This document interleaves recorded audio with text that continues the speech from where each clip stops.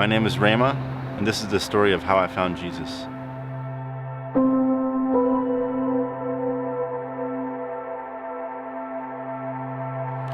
My life before Jesus.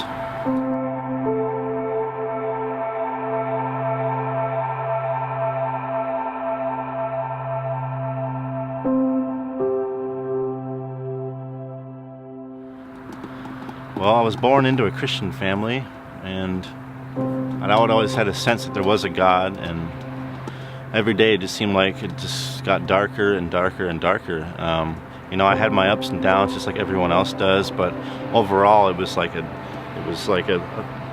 rise and a fall and a rise and a fall, and it just got darker and darker. In my later years as an adult, I had been drinking a whole lot of alcohol. I guess I would consider myself an alcoholic on some level. After I lost my mother, that's when it got super bad, and that was about 3 years ago. And eventually the alcohol had turned to drugs because alcohol wasn't doing it anymore. It was just part of my daily routine.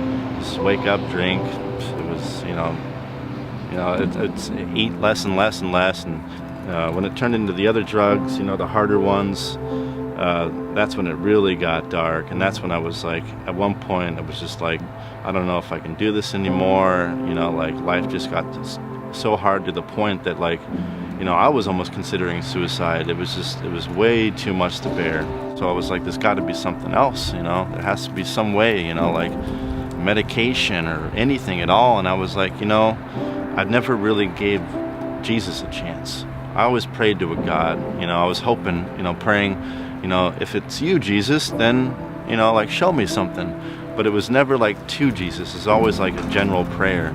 But this time I was like, I'm going full force towards Jesus. And started to read the Bible, and it made no sense at all. It was just like, this is a bunch of old crazy text. And I was like, what does it mean to me? I don't know, but just read it anyways. Just try it out. It's like you gave everything else a chance. You gave alcohol a chance. You gave, hard drugs a chance. You gave fun times a chance.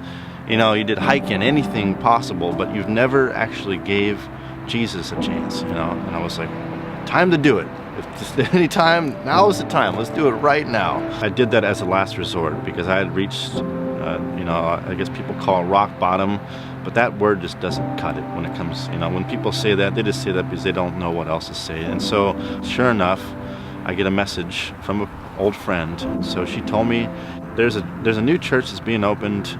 The person that had told me was the person that I had been praying to come into my life. And so when they told me to go to Citypoint, it only made sense. You have to go, whether you like it or not, just go. And I was feeling something moving inside of me saying, just go and do it.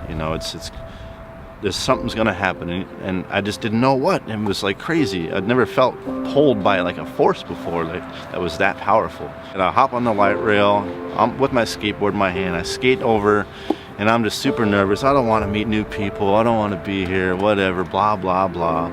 So I get in, everyone's so happy. And I'm like, I don't understand how anybody could be so happy. This is like an alien world to me. It's like they're on something. Maybe that's it. No, that's not the case. They are on something, but it was something else. Something else. And then at one point, Pastor Jon had brought us into prayer. And as I bowed my head and I was praying, that's when I felt like I was ready to accept Jesus as my Savior. I didn't want to live right before this. And so when I came to that previous service, we were in prayer. It was the first time when all of the water and all of that darkness rushed out. I've never felt anything like that in my entire life. And it was the most defining moment in my life. When everything changed, when it was the first time that I didn't feel completely and utterly alone, At that moment, that's when I just knew that I was saved, that Jesus had been waiting for me the whole time.